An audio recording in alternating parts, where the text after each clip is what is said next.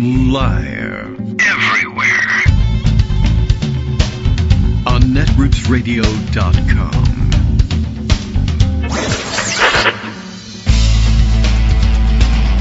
David Waldman.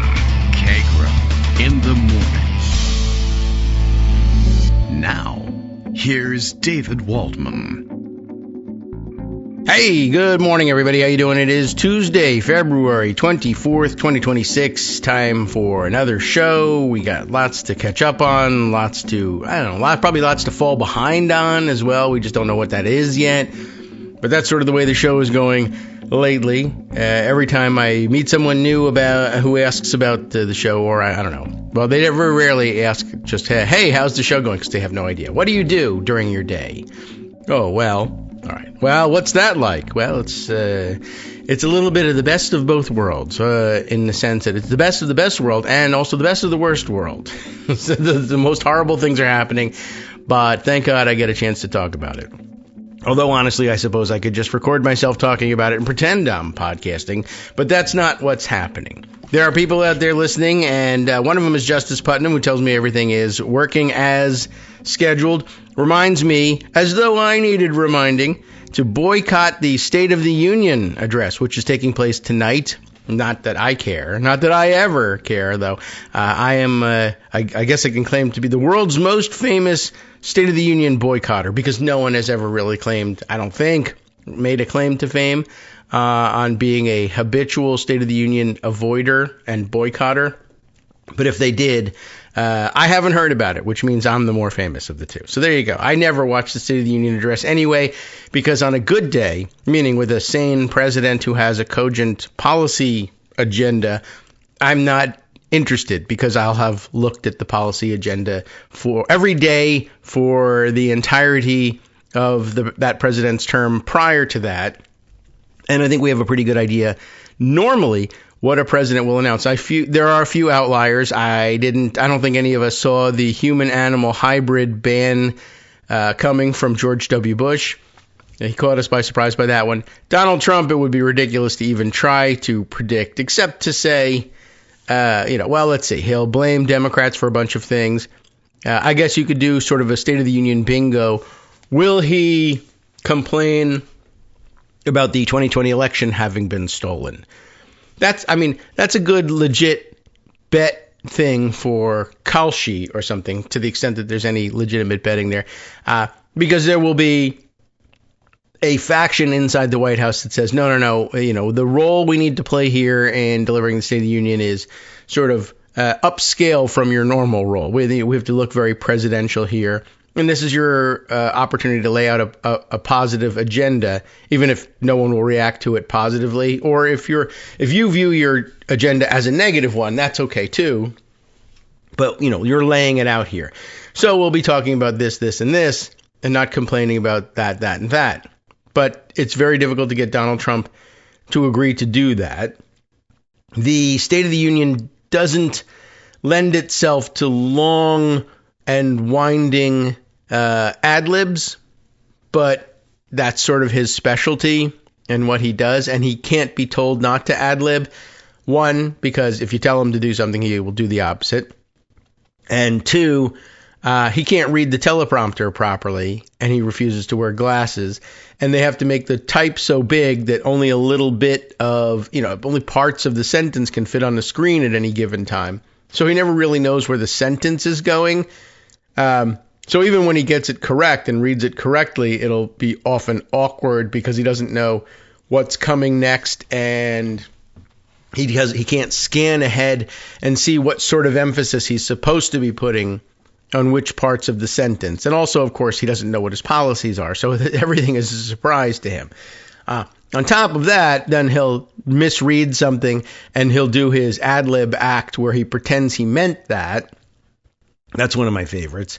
And of course, then there's just the plain old, why didn't my speechwriters put this in there? I got to tell you a story about the time it's Donald Trump, raped a stripper at after a Cub Scout meeting. It's the sort of thing that Donald Trump might actually do.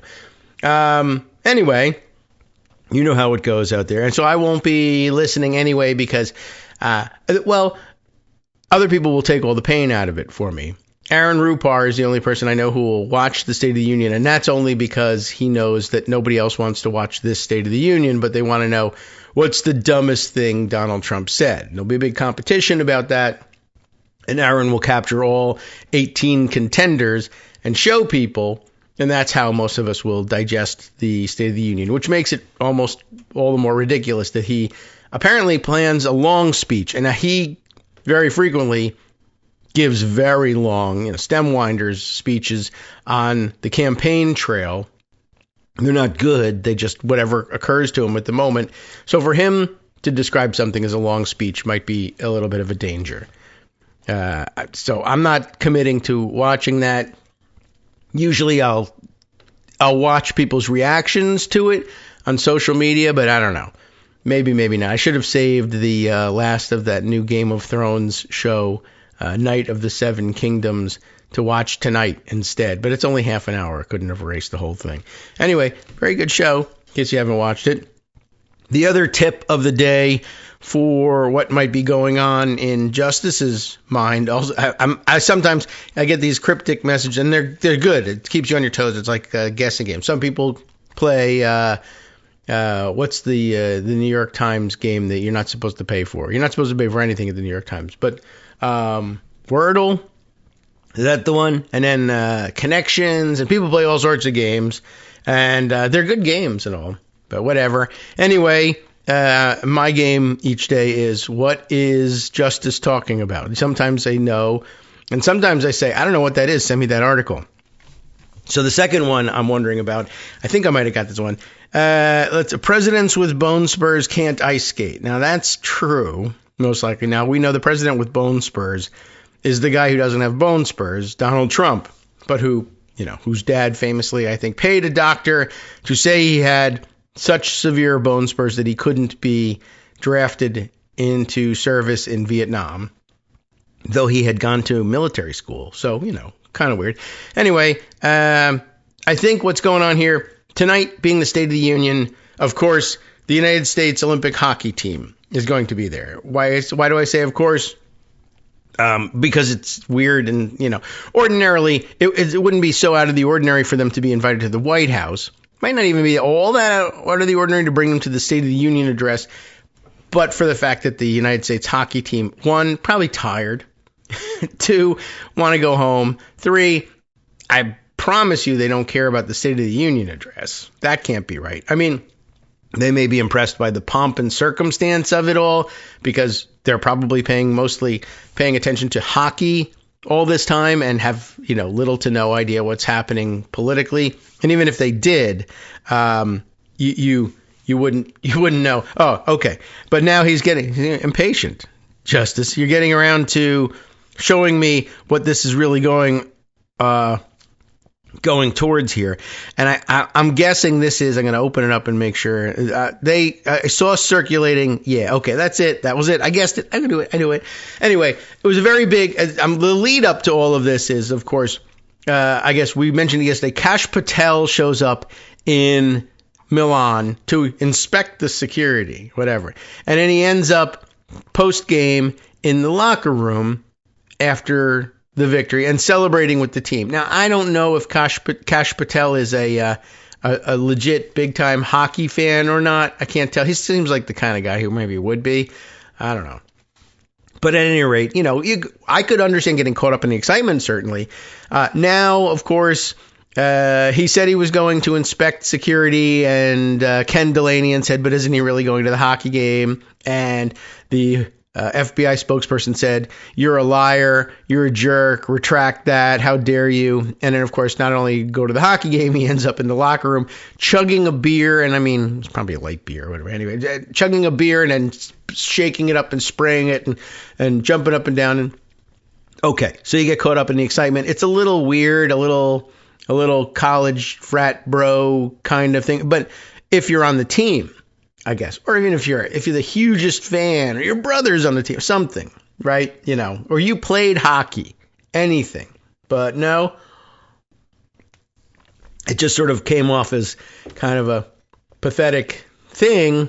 But, but others might see it as humanizing. Like, I'm a big hockey fan too. Well, then yesterday the story developed into, well, I didn't just burst into the locker room. I didn't push my way in with a, do you know who I am? I was invited, which may or may not be true. May not be true. I'm going to go with not true. But anyway, he gets in there. And I guess because the other guys in the room, they have the flex of, I'm on the U.S. Olympic hockey team. I'm on the U.S. Olympic hockey team, and we just won the gold medal. I'm on the U.S. Olympic hockey team, and I just won the gold medal, and I scored the winning goal in overtime, right? So what does Kash Patel have to do to compete with that? I'm the director of the FBI. I can call the president of the United States on my cell phone and put him on speaker, and he can congratulate you. I'm the middle. My big claim to fame here is I'm the middleman. I got the beer. I wore the medal. Now I'm going to connect you with the president. So they go ahead and do that. Trump gets on and blah, blah, blah. He's gushing. He may even have watched the game. It's a manly thing to claim. I saw the big hockey game or whatever. Maybe he did, maybe he didn't. That's the sort of thing he would probably be spending his time on. What the hell else would he be paying attention to? I'm going to go to war with Iran. I'm faking something up in Greenland. The economy is collapsing. I lost the mainstay of my tariff case. Whatever. Oh, I'm constantly claiming that we're being invaded by several other countries, right? Like that could be occupying your attention, but it isn't. So they have a dumb phone call in which he says lots of things which, can be excused and are normal. Then getting around, he decides, I'm going to invite you guys not only to the White House, but to the State of the Union address because it's so cool. It's so cool. You'll love it. It's really amazing. And what a great night. And we'll give you priority seating and all that stuff. So I could see him kind of being caught up in the moment too. But I think what's going on here is, Trump has used guests at the State of the Union as many presidents have. Strategically, he's used guests, invitations at debates strategically. He gets the idea, right? And so I think, in addition to being caught up and excited, it's the hot thing of the moment. And I also think they can't boo these guys. I'm in for some booing at this State of the Union. Of course, there'll be Republicans who are mandatory, or mandated to cheer for me or else they'll be executed, that sort of thing. So there'll be lots of noise and excitement, and that maybe leads us to a discussion of the response to the State of the Union, which I think I mentioned the other day. Abigail Spanberger selected for that. Congratulations on getting the Sports Illustrated cover curse. I know people are around here in Virginia. There are a lot of cheerleaders who say, no, she's going to be the one who does it right. And there's just no competing with the atmosphere and not only the visuals, but the audio of delivering the State of the Union address in the House chamber with the cheering and sometimes the booing. It's just the activity. It's a kinetic sort of venue as speeches go. And then you cut away to the response, which is always sort of like, oh yeah, all right, well, that was long. I don't really want to hear any more politics, but what do you have to say? And in the interest of fairness, go ahead. And you cut away to some quiet library somewhere. And they're always mic'd this way so that they go, right. So you get that too close. Good evening. I'm Governor Abigail Spanberger of the great state, or the great Commonwealth. She'll probably say it right. The great Commonwealth of Virginia, where we are fighting every day for, so you give this address, but you'll deliver the big line. We're going to truss up Donald Trump like a Christmas turkey and throw him overboard from the Titanic. Right? Silence, though, because you're in the library, a law library somewhere. So apparently she's giving the address in Colonial Williamsburg. So that'll shake things up. The whole audience is dead for 300 years. I don't know if she's doing it from the House of Burgesses, maybe the governor's mansion there. I don't know what exactly it is about Colonial Williamsburg that's supposed to change the fact that pick your silent, out of the way location, whatever it is. It's not the pomp and circumstance of the house. It doesn't have the gigantic flag. You got to find a gigantic flag to be behind you. If it's not as big as the House of Representatives flag, I don't know what you're going to do. But the cheering, you need to be in a crowd. I don't know who can really do this or how to make it work. You could try to actually assemble a rally crowd, but, that seems artificial. Like the crowd at the State of the Union kind of has to be there, and you don't really get to choose the makeup of most of the crowd. That's the members of Congress. They are who they are. We voted on that, not you. So I don't know. You could put a crowd together. That might help. I was thinking Zoran Mamdani could deliver something like that. I don't know if I would call on him to do it at this point, and I don't know that he would accept either, even if he was asked to do it, and certainly not in the middle of the blizzard crisis up in the city. He'd be criticized for that. But he could deliver something like that, strolling the streets of New York and giving his speech as he walks down the street, buying hot dogs and other food truck vendor stuff, and sharing it and eating it and saying, this is good. And people walking by going, hey, Mayor, how you doing? There'd be video and audio interest. I'm not saying make him do it because he's the hot ticket. I'm saying he could handle the entertainment side of it just alongside the politics in a way that probably no one else can. Where was I going with this? Yes. So President Trump has decided to invite the men's Olympic hockey team to not only to the White House but to the State of the Union, because they'll get cheers and it'll be a moment, and he'll be like, for most of us, normally we'd say, all right, well, we're cheering for the hockey team, not you. Who cares, right? But Trump is the kind of guy who'll be like, huh? Did I give you the hockey team or what, right? Yeah, they wouldn't have been here. They wouldn't have been here if it wasn't for me. Because part of the call, apparently, I heard it. It's not apparent. It's done. Was I'm going to, I want you to come to the State of the Union and I can get you. I think they said, well, we're not arriving until Tuesday night or something, and we're going to miss it.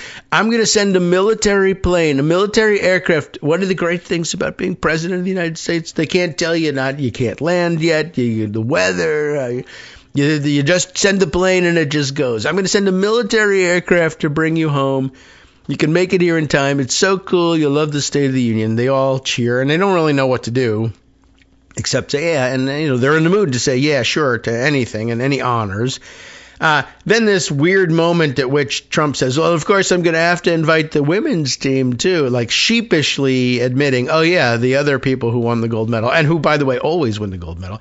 I was a little surprised to hear them announce this is the first time the United States has won the gold medal in Olympic hockey since the Miracle Team of 1980, which I remember very well, and as looms large in my mind whenever I'm thinking of Olympic hockey, which is almost never.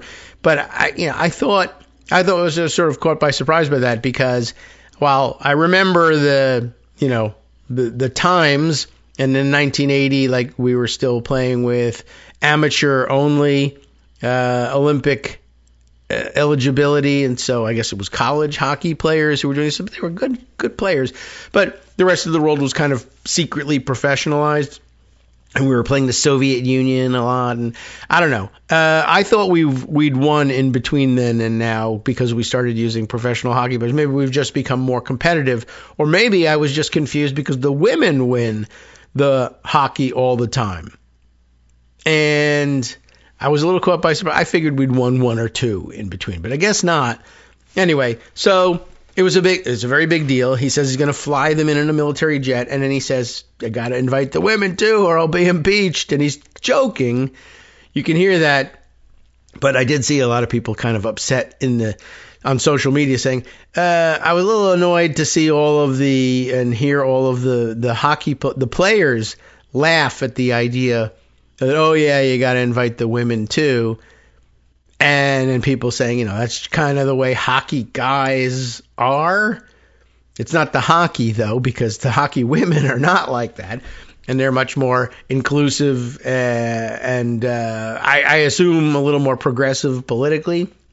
Anyway, the invitation did have to be made in the interest of fairness, though it was made after the invitation to the men, which was an ad hoc. I can't wait to meet you. You're invited. Oh, yeah, right. Didn't the women win also? So they got their invitation a little later. And I think officially they're declining. They're certainly declining to go to the State of the Union, which I would too, because it's boring. Some people might want to accept going to the White House, but not where the event is about you. versus going to the State of the Union where you're supposed to sit on your hands until they mention you. That's us. Jump up. Now I'm excited to be here. So the women's team, I think, may likely also, I don't know whether they have been extended an invitation just to the White House and also declined politely. They gave nice excuses. The women on the team, they're tired. We don't get back in time. You're not sending a military jet for us, apparently. Many of us are college hockey players and we have to get back to school. You know, there's lots of good reasons not to go and not even make it an insulting thing. But why the mention of presidents with bone spurs who can't skate? Well, okay, now we get around to how much more over the top can we make it.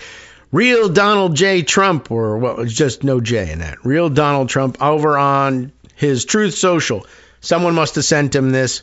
An AI remake of, I don't know, some kind of game. They didn't just drop him into footage of the game because I see the Canadian hockey jerseys in this, if they are Canadians, they're in red, are not the current Canadian uniforms. Anyway, they AI Donald Trump into a player in the A game in what appears to be a hockey rink against a team that wears red. And he's, they're AI. He's skating all around and he fights and he punches guys from the other team and he scores the winning goal. But he's in his suit and tie. They didn't make the red tie long enough, but they show him skating around. No helmet, of course, though he is wearing hockey gloves, which I find interesting. That would have been interesting if the AI was sophisticated enough to give him the two-tone hand backs. Why did he go with gloves? I really don't know. I guess gloves make you look tough, but helmet makes you look wimpy. I'm not sure what it is. Anyway, now I'm going to forward down there. Like, what team uniforms are the guys on his team?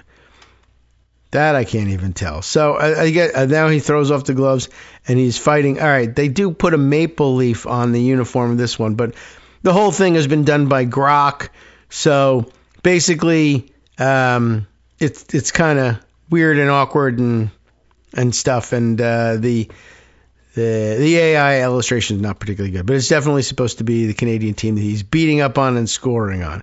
So, if Kash Patel jumping up and down like a fanboy in the locker room isn't pathetic enough, you can always add Donald Trump circulating AI of him scoring a goal in the Olympics. Dun, dun, dun, dun. So wonderful. That's kind of where we are today. So, all right. It's a couple hours until I have to make sure I'm not watching that. But what might he deal with? I don't know. Ooh, you know what? I saw a few predictive columns, 5 things to watch out for in Trump's State of the Union, and I didn't put it away to share it, although it would be interesting perhaps to skim what does a mainstream news outlet, like I think it was probably the New York Times, think is going to go on, and they're in the business of sane washing him. So they're going to pretend like he's going to have an agenda and he's going to hit the high points of the agenda as opposed to wander off the rostrum, walk away, not finish his sentences, or make other stuff up. I don't know. So we'll see whether he addresses, for instance, the tariff situation. We have lots to address in that, and lots of people trying to figure out how they will unwind the whole situation and whether there will be any refunds for the tariffs that were collected apparently illegally. And everybody says, hey, you illegally took my money. You know what that means. I'm going to want to use the legal system to get it back. And it's an interesting and fluid and dynamic situation because it's not entirely clear how they would structure such refunds. The courts didn't really give instructions for it. But also interesting is all along the way in this court case, the administration kept telling judges all along, well, sure, they were asking him, so if the tariffs are struck down, what are you going to do? You're going to refund all the money? Yeah, we will. We'd have to. Why? We'd be crazy to say that we weren't going to do it, because if we just said, yeah, we're going to illegally tariff everyone and just keep the money, that would make the judges even madder, and they'd be more insistent on ruling against us, and they'd probably give us instructions about how we had to give back the money. But if we just say, yeah, sure, we'll find a way, we absolutely acknowledge that there needs to be refunds, because duh, what else could there possibly be? Then the judges are complacent about it, and they just say, well, you'll figure it out. Now we can just rule on the legality and leave the morality of it up to you. Well, what a mistake.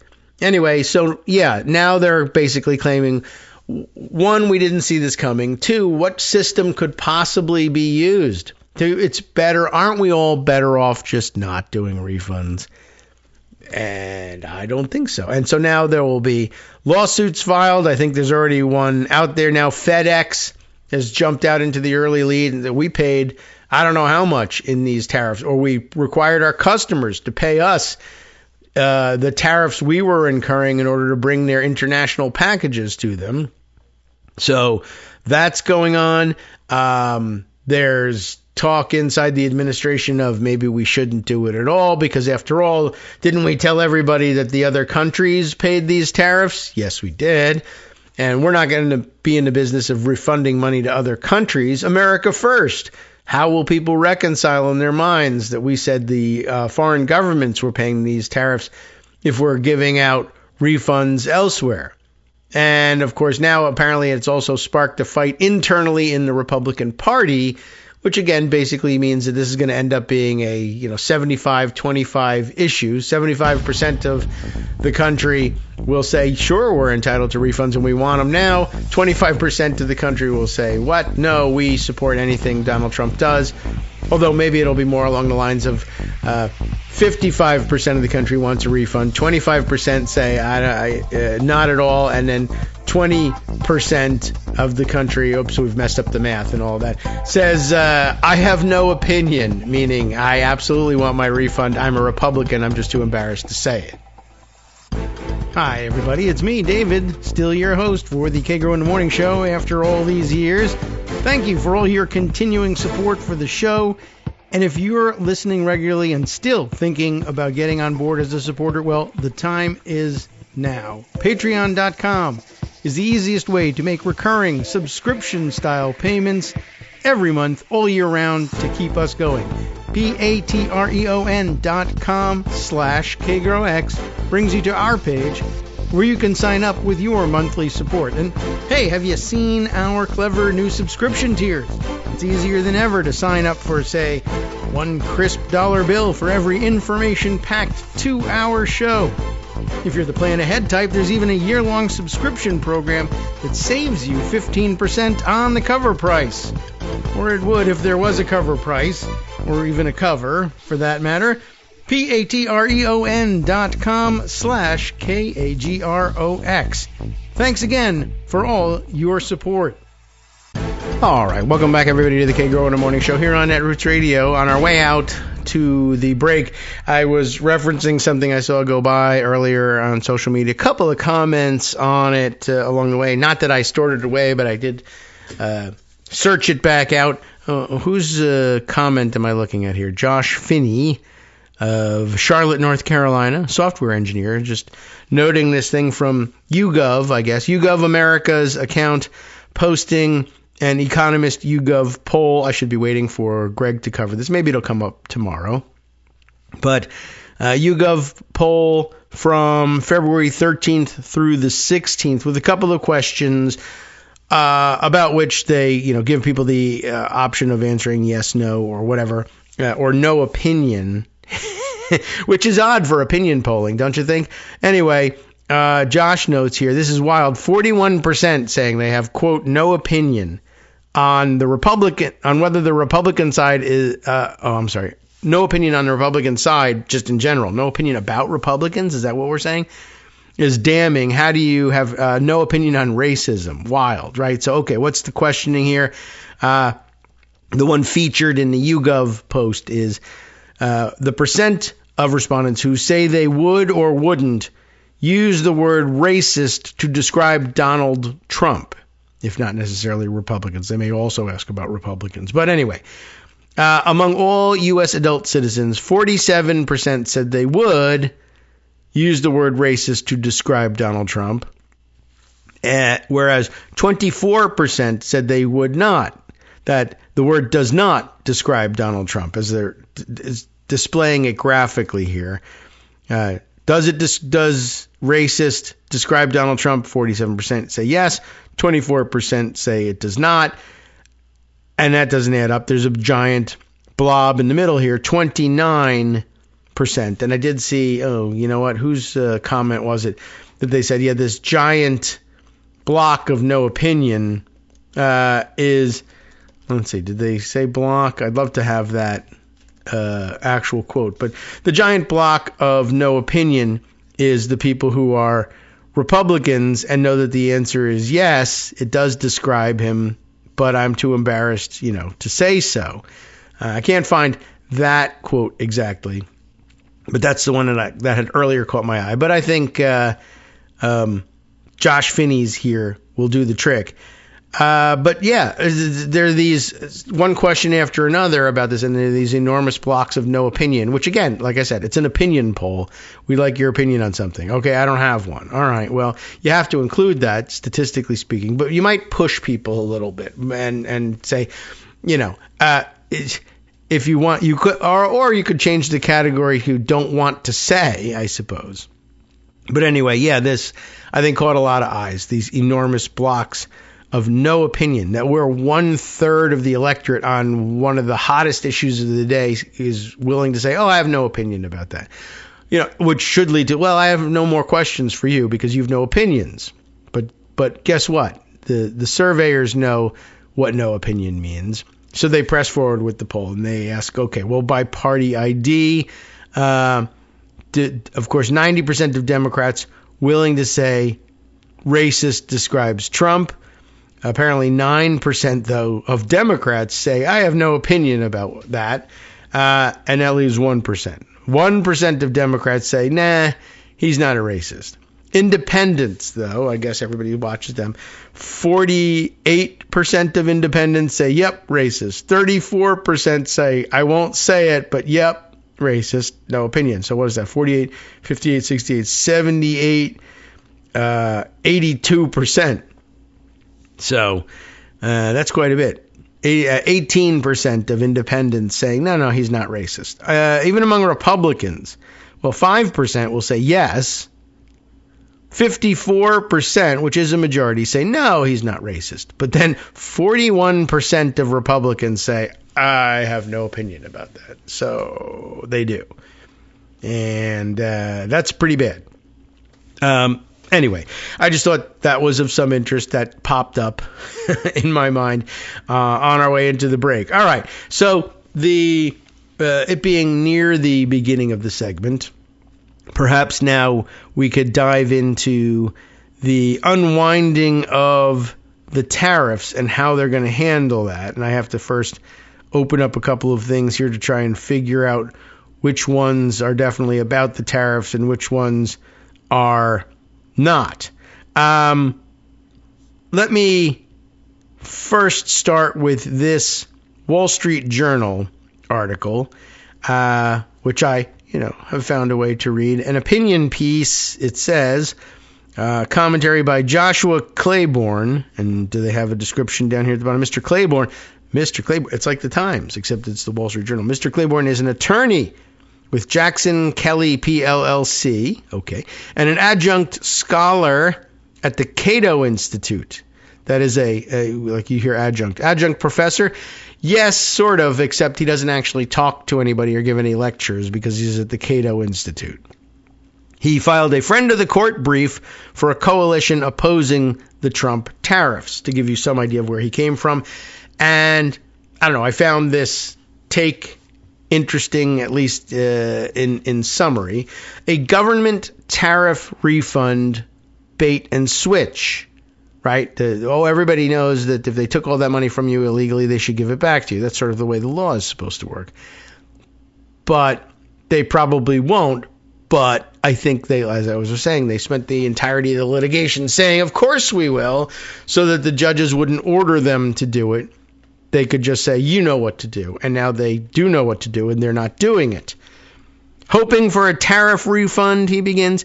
Don't hold your breath. And honestly, This isn't like a health influencer program, but don't hold your breath ever. I mean, unless you're underwater, then you can hold your breath. But if anybody tells you don't hold your breath, your answer should be, I'm not holding my breath. It's bad for you to hold your breath. Why are you telling me this? What are you? Maybe you're a health influencer. All right, let's get past it. Don't hold your breath. Winning at the Supreme Court was the easy part. To understand what comes next, consider how the government survived the legal skirmishes that led to its loss last week. From the earliest challenges at the Court of International Trade, remember that early loss for them? Justice Department lawyers made one consistent argument against preliminary injunctions. Right now, remember that when these cases first went to court, it wasn't, Your Honor, I'd like you judiciary fellows, take your time, take a year or so, ponder it, think about whether you think these things are legal or not, and then coming back and give me an abstract ruling on this, because I'll take it as a moral victory if you guys uphold our opinion that we are being robbed for no good reason and with no legal basis. What they were looking for was, please put a stop to these tariffs. We're looking for a preliminary injunction, an emergency, a temporary restraining order, something. I want you to stop the government from collecting these things, because if they collect them, even if we finally eventually prove our point, it's going to be a nightmare trying to get our money back. Everybody knows this. Please put a preliminary injunction on this. And the government's position on this was, no. Let's let it play out. We need to get to the merits of this thing. It's either legal or it isn't, but don't put a preliminary injunction on it, because we think we're right. And it's important to the country that we collect this money and do what we say we're going to do with this money, even though we lied about that as well. But don't put a preliminary injunction on us, because, look, if we're wrong, we're wrong. We'll pay the money back. And all the courts were convinced, all right, you can continue to collect the money, but only because we know you're doing strict accounting. And it's an easy thing. How much money have you been paid? This much. Who paid it to you? Those people. Now give the money back. Okay, the government argues all along, right? So plaintiffs face no harm from a stay, they are saying. They can, that is a stay on any decisions about whether or not at this point they're talking about, well, okay, there's been a preliminary finding that these tariffs may be illegal, but don't give them their money back yet. Let's put a stay on your finding until we can get an appeal or a review at some higher level. Plaintiffs face no harm from that, because they can fully remedy any harms by obtaining a refund of any tariffs ultimately held invalid. To quote a 2025 government motion, Justice Department lawyers entered formal stipulations in one of these cases, which I had not seen the name of yet. I'm just not that close. I wasn't watching that closely. I don't know what is this a company? Hold on a second. I got to find out what's going on here before I tell you. I know it's a lot of anticipation, but okay. I think this is a dress company. Women and girls buying dresses from this company, and I guess they must be importing the dresses or the material for the dresses. And okay, now I get to, I don't know, maybe I should have just told you who it was first and just take some of the steam out of it. So the company name is in, obviously they're the plaintiff, so it's in the title of the case. So the title of the case is Princess Awesome versus CBP, the Customs and Border Patrol. I like it. Princess Awesome versus the CBP. And it's the sort of thing that, what do we have for Princess Awesome here? Well, golly, we have our choice of fanfares, but I don't know, maybe it's the Greg. Princess Awesome gets the Greg fanfare, but there needs to be something more superhero-ish, I think. We must have something else somewhere. Wow, Princess Awesome versus CBP. And who do you want going up against CBP? Other than Princess Awesome. I mean, that's just kind of funny that you have to read it that way. No, we're very serious, everybody. Justice Department lawyers entered a formal stipulation in Princess Awesome versus CBP, and that is not funny. and a January 2026 consolidated proceeding, each promising not to contest the court's authority to order reliquidation after a final decision, paying them back. Right? The DOJ keeps saying, don't worry about it. We'll definitely do it. And we don't have to be ordered to do it because, of course, we'll do it. And if you do order us to do it, we'll definitely do it. We were going to do it either way. But just so for the sake of saving money on ink, don't write in there. Don't write in the paper that I was mad, and don't write in the opinion that I have to pay back all of this money. Because, of course, I will. So anyway, the courts denied the injunctions that people were seeking against the tariffs, refusing to suspend liquidation, the process that finalizes tariff payments. Oh, okay, maybe I've misunderstood this. The reliquidation, I guess, is the paying back, but liquidation meaning here, when the tariffs are charged, you pay them off. You have liquidated the tariffs. Is that what they're trying to say? So the courts denied the plaintiffs' injunctions, refusing to suspend liquidation, the process that finalizes tariff payments, in direct reliance on those assurances. In other words, the court said the reason we're not stopping this thing, or ordinarily this is so illegal we would just stop it now, but they say they have a point. They think they can convince, I don't know, maybe the Supreme Court. So fine. It's just money. That's the easiest remedy to deal with. They take $20 from you, they lose the case, $20 back to you. So relying on those assurances, they never stop the process short. Yet the government now appears ready to litigate those very promises. Yes, we said we were going to do it, but Your Honor, we didn't mean it. Is that okay? Can we litigate that? I don't know how that's going to go. Justice Brett Kavanaugh, in dissent, flagged what he called the likely mess of a refund process. That's interesting, too. So he's among the three who said, I don't know whether he was necessarily saying, no, I think the tariffs are legal, or whether he was saying they might not be legal, but the process of paying everyone back is going to be such a disaster that we might as well just leave it where it is. So Kavanaugh flagged what he called the likely mess of a refund process. He noted that returning billions raises serious Treasury concerns, and that the majority offered no roadmap for how it should work. That is interesting because, of course, Scott Bessent then went on TV to say, no, it doesn't raise Treasury concerns. There doesn't have to be a roadmap because there's going to be no changes in revenues and projected revenues or anything. It's not going to affect us at all. That really would have confused Brett Kavanaugh. It would have been interesting if they had entered that, if that had somehow been entered into the record, how Kavanaugh could have continued to stay in the dissent there. The practical difficulty is real, but it didn't come from nowhere. Courts allowed collections to continue precisely because the government called refunds simple, assured, and beyond dispute. Invoking that same complexity to resist them would be an extraordinary reversal. And guess who's the president of the United States? They have just the guy. Judicial estoppel. Some jargon for you. That's the doctrine preventing parties from abandoning positions they successfully argued before. It's the a-hole test. You can't, this is basically what it is. But you said all this time that we needed to rule for you and that you were going to, these things were true.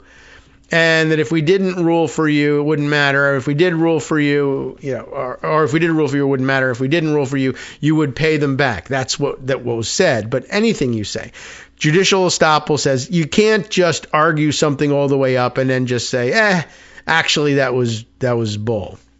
Right. Counsel, are you going to stand by those arguments you made yesterday? That's bullshit. Right, exactly. Well, no, the judicial estoppel is the little horn there saying, no, you can't actually do that. Multiple courts noted the government's repeated assurances throughout this litigation, and several opinions flagged that reversing course would be impermissible. And yet here we are. Even so, enforcement takes time and money.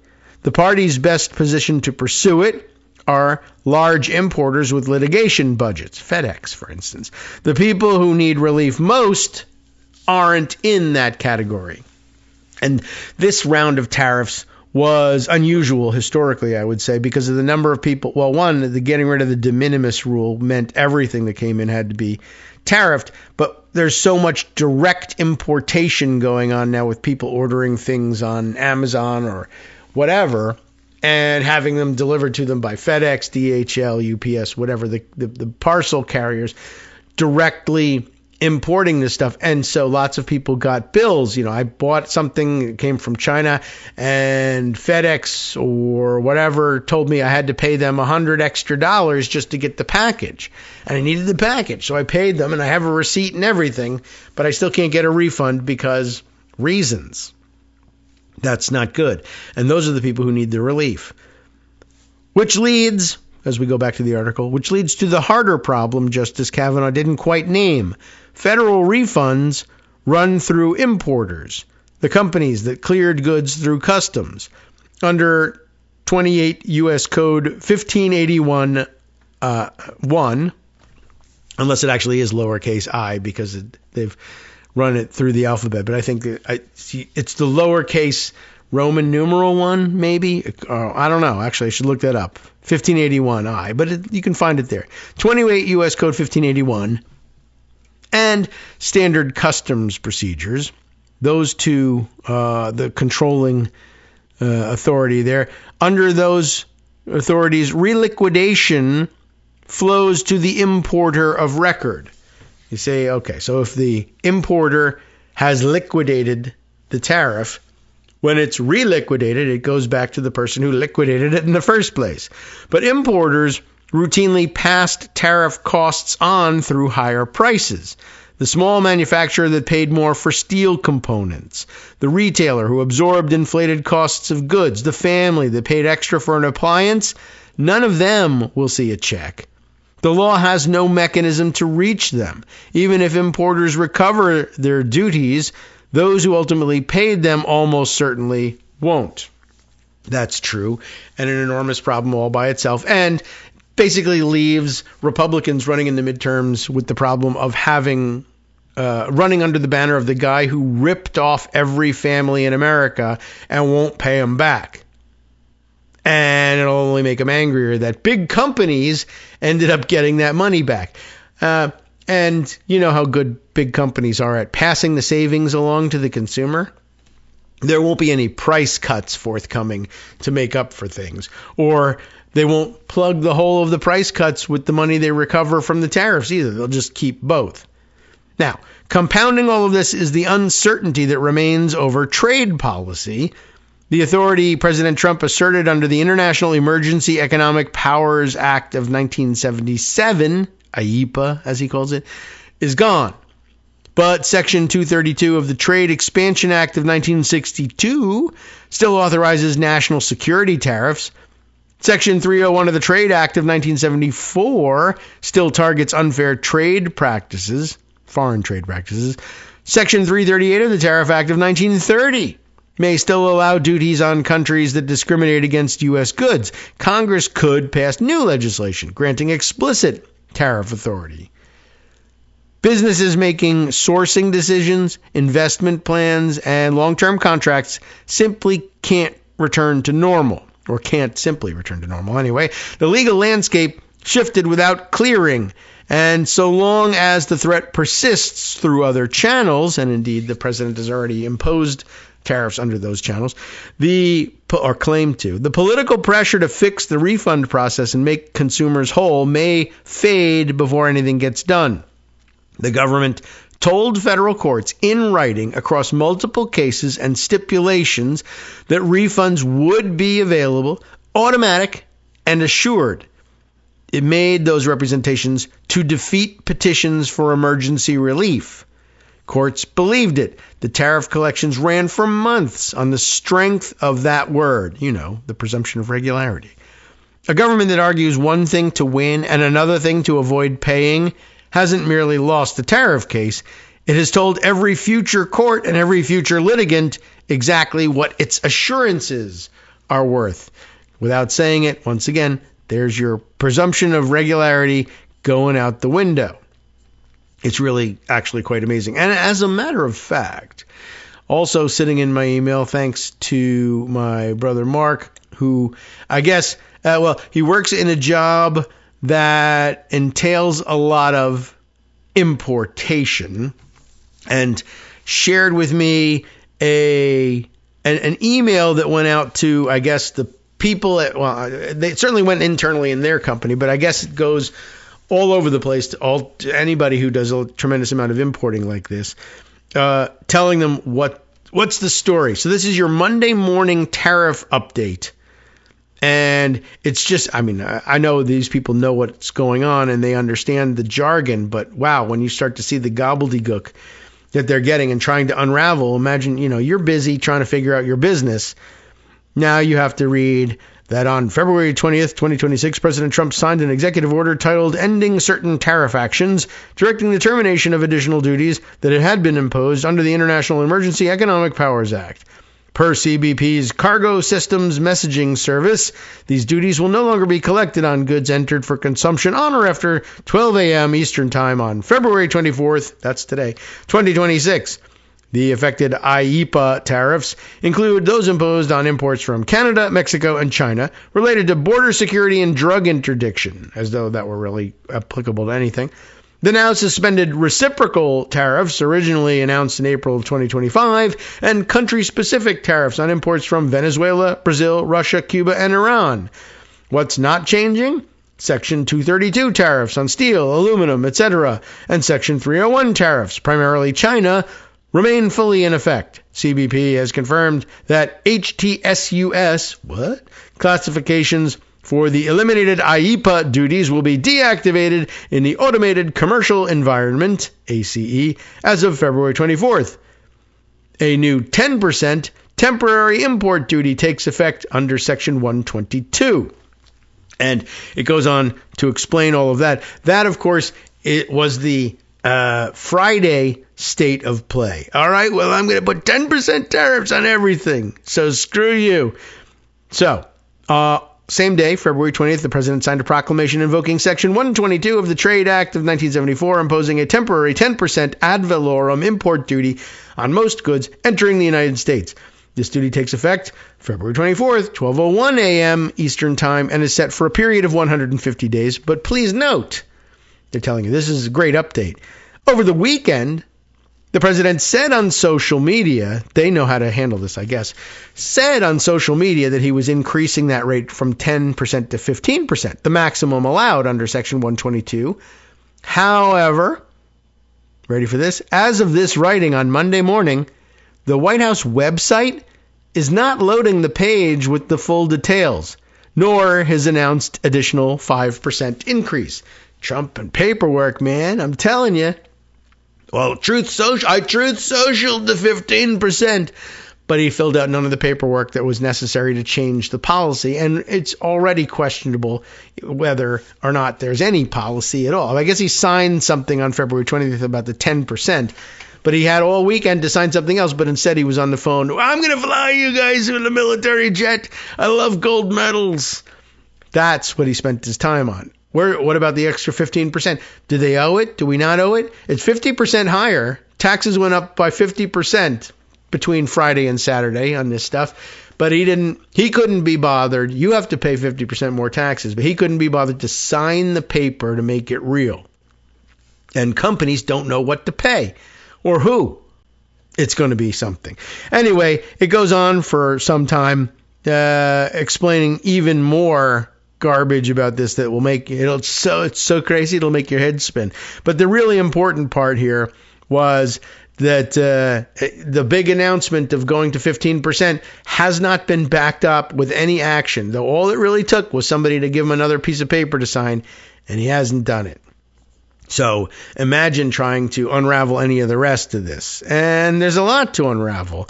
I guess we can read a little bit more about it from, let's see, how long is this going to take us? We're going to run into the top of the hour break, but you never want to pass up a chance to check in with David Dayen if you can get it. Over at the American Prospect, he's got some things to say under the title of The Looming Chaos of Tariff Refunds, which I guess will carry forward from the Wall Street Journal article. Yes, there will be chaos.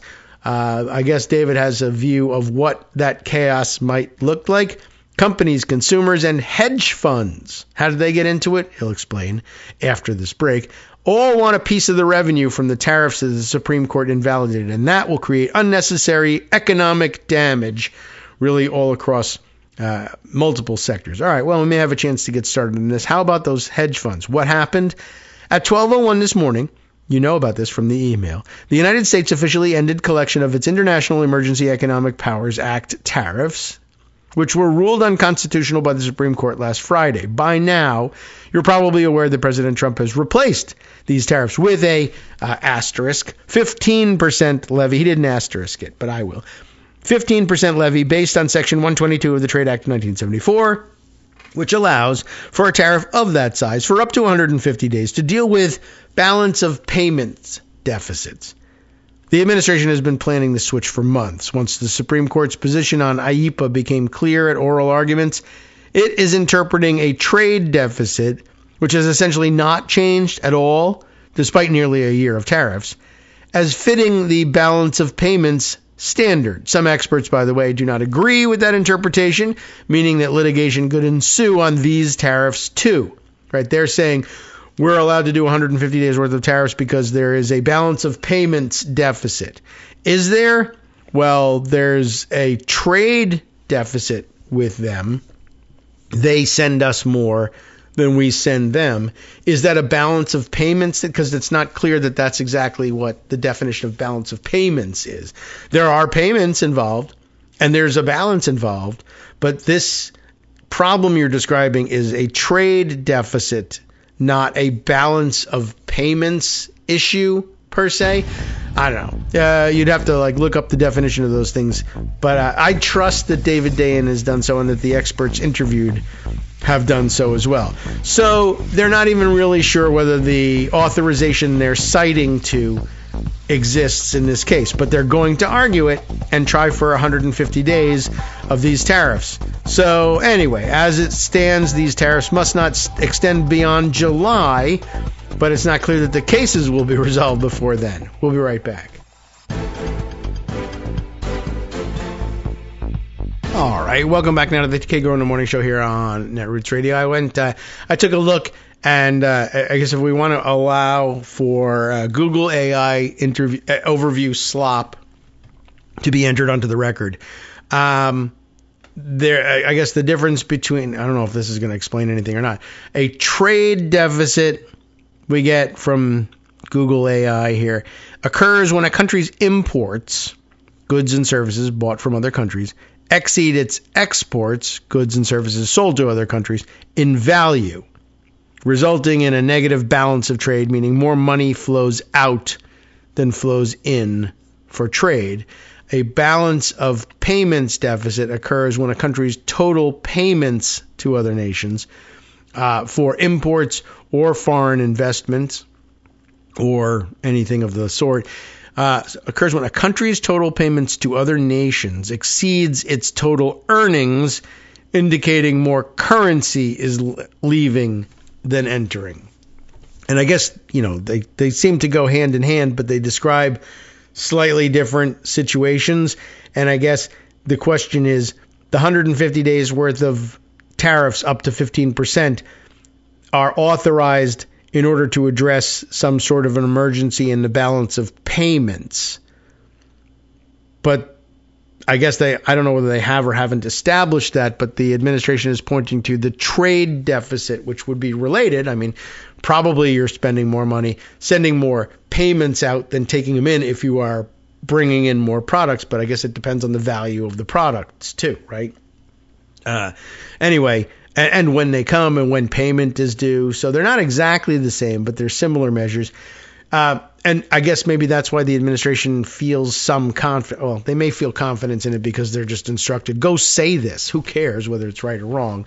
But at least you could see, well, that might be closely enough related that a court would accept a trade deficit in exchange for a balance of payments deficit for invoking this power. But we don't know, and that will be litigated, and that's what David is pointing out, among other things.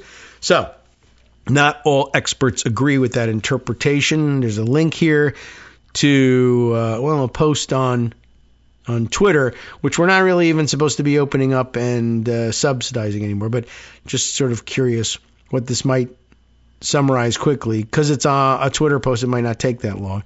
Peter Berezin, Chief Global Strategist and Director of Research at BCA Research, formerly of Goldman Sachs and the IMF, if you trust any of those guys, says that Section 122 of the Trade Act of 74, on which the 10% tariff is based, P.S. maybe it's 15, maybe not, does not apply in the current macro environment. A balance of payments deficit is not the same thing as a trade deficit. You cannot have a balance of payments if you have a flexible exchange rate as the U.S. currently does. Oh, okay. Well, I mean, that makes a certain amount of sense, although I'm not entirely sure I could absolutely explain that one. But you get the idea that at least some experts are saying, no, that can't be. It's certainly not the same thing. And we're going to have to argue about that. Now, so what does it mean for right now? It means that litigation will ensue on these tariffs too. Now back to David. As these tariffs must not extend beyond July, such cases will likely not end before yet another version is rolled out in which Trump will use Section 301 and Section 232 investigations to levy tariffs on countries and sectors. These have specific processes that must be followed, which is not Trump's strong suit. So David's been watching the same issue, right? Paperwork, follow-up, yeah, not exactly his strong suit. The White House is confident that this will substantially rebuild the tariff regime the court struck down, which I guess is what Bessent has got to be believing when he stands there and says, no, there'll be no changes whatsoever in revenues.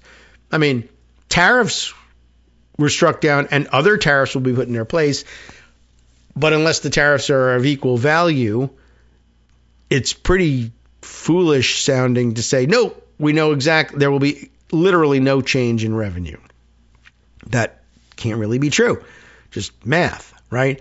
But anyway, the White House is confident that this will substantially rebuild, if not entirely replace, as Bessent claims, the tariff regime that the court struck down. But Trump has two problems. Oh boy, he has a lot of problems. But two of them are this. First, in all likelihood, he can't yell tariffs and instantly bully the world anymore, which was his main goal with the tariffs anyway. True, now nobody is really going to believe it. Even though, honestly, he said he yelled 15% and everybody believed it except the import professionals. Anyway, his remaining options require longer-term planning. The only tariff available with less stringent fact-finding, an open-ended levy of up to 50% under Section 338 of the Smoot-Hawley Tariff Act of 1930. It's hilarious. We're finally getting around to that. I know everybody cited to that when we started talking about tariffs and their effect, and Trump insisting that tariffs had the opposite economic effect that everybody in the world learned directly from their experience with or learning about someone else's experience with the Smoot-Hawley Tariff Act. Wow. Anyway, so we got to reconstruct the sentence. Trump's remaining options require long-term planning.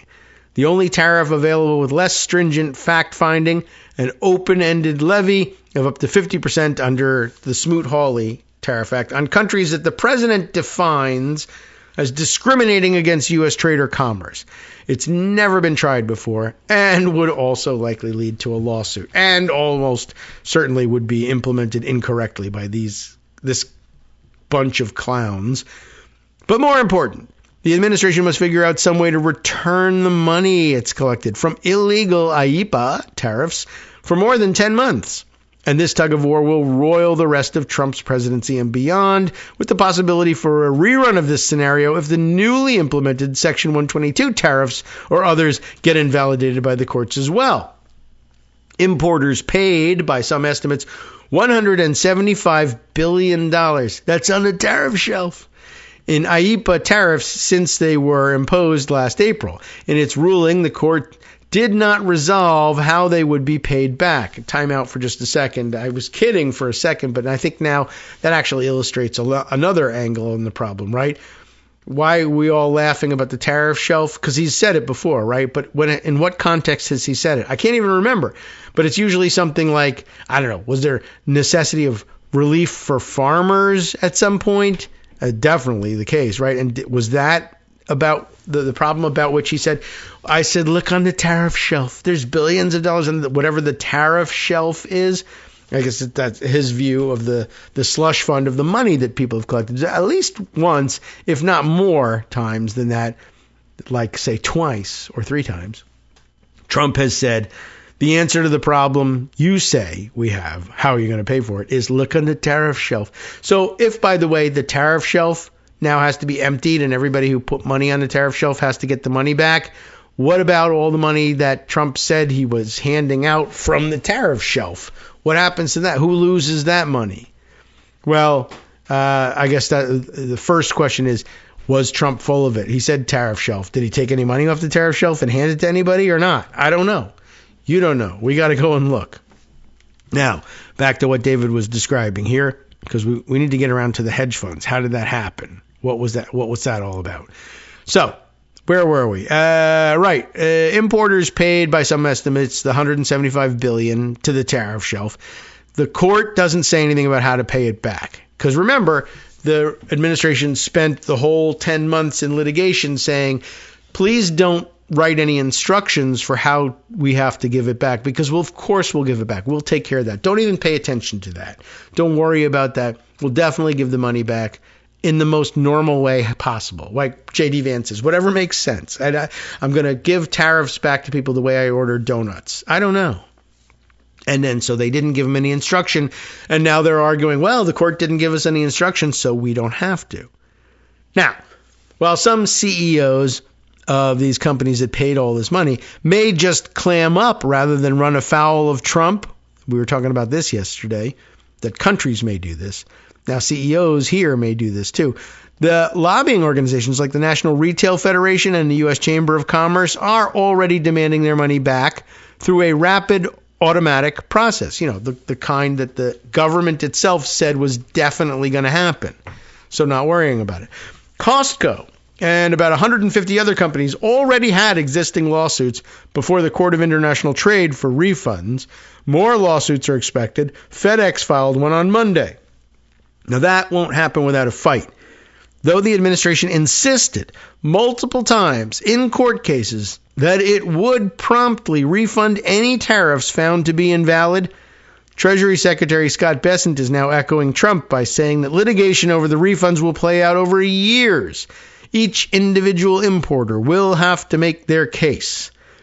Of course, those business groups are being substantially quieter about the fact that they passed on the costs of these tariffs to their customers. That's going to be the other interesting thing, right? In those lawsuits, the government is going to come and they're going to say, what's the damages to these companies? What do you mean we have to pay them back? They just passed that cost on to the consumer. They didn't lose anything out of pocket. But of course, that means the government is going to have to go and argue, yeah, everything we said about who pays the tariffs were wrong. Plus, we lied about refunds. We're not going to give the refunds that we promised we were going to give very easily and automatically. And we lied about who was paying it.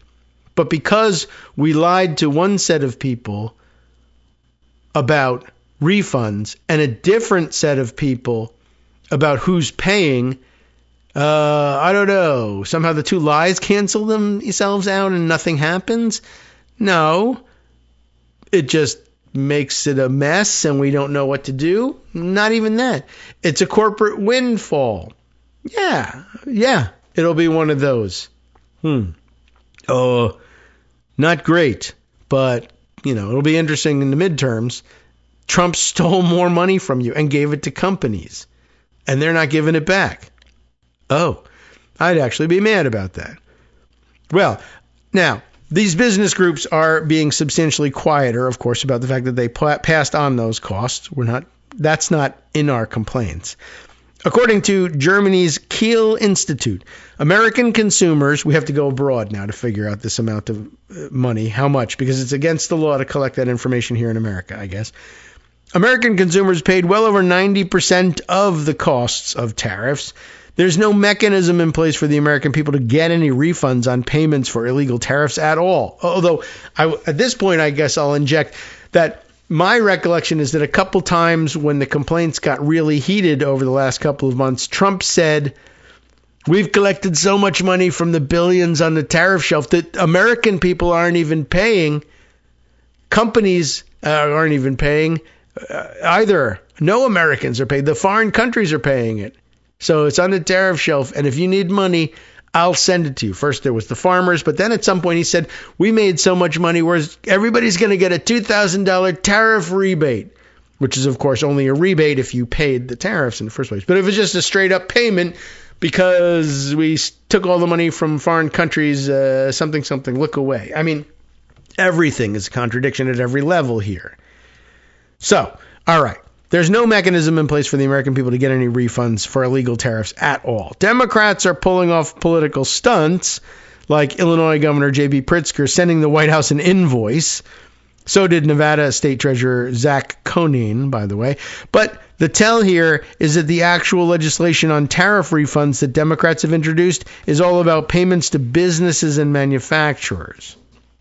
I think at the end of the day, the administration is going to be completely happy if the largest firms pocket this as profits and the rest of us hold the bag, said former Consumer Financial Protection Bureau Director Rohit Chopra on MS Now. There's a third factor here, the tariff refund traders. Now we get to the hedge funds. So you get to get mad about hedge funds. If you're a business that paid a lot of tariffs and you're looking at the possibility of a years-long wait to get paid, you're already seeing it take shape, right? You might believe that selling the right to collect at a discount and then not incurring the legal fees or the hassle is a reasonable trade. There is some reporting out there that Cantor Fitzgerald, the bank once run by the guy who, one, took his kids to Epstein's pervert island for lunch, and two, is now Commerce Secretary of the United States of America, Howard Lutnick, which, by the way, I appreciate everybody transposing the names and calling him Howard Nutlick. I think everybody likes that. Anyway, some people more than others, I guess. Commerce Secretary Howard Lutnick, and now run by his two sons, was out making these trades last year and is due for a huge payday on a policy that Lutnick helped craft. Wow, that's amazing. And it goes to his sons. How lucky they are. Cantor Fitzgerald is now denying that they ever made this trade, by the way. It's that popular, even in Cantor Fitzgerald. But I'm pretty sure somebody did. That's funny. Are we stuck with that? Are we just supposed to bet that somebody did? I mean, really.